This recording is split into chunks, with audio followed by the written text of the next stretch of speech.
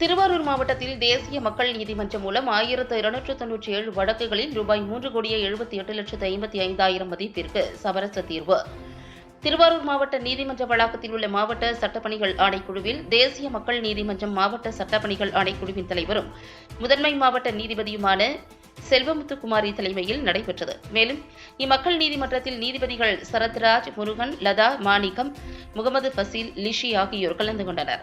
திருவாரூர் மாவட்டத்தில் உள்ள அனைத்து நீதிமன்றங்களிலும் தேசிய மக்கள் நீதிமன்றம் மூலம் 3102 வழக்குகள் கோப்பிற்கு எடுக்கப்பட்டதில் சிவில், ஜீவனாம்சம், திருமண வழக்குகள், காசோலை வழக்குகள், மோட்டார் வாகன விபத்து வழக்குகள் மற்றும் வங்கி வாராக்கடன் உள்ளிட்ட 1297 வழக்குகளில் ரூபாய் 3,78,55,000 மதிப்பிற்கு சமரச தீர்வு ஏற்பட்டது.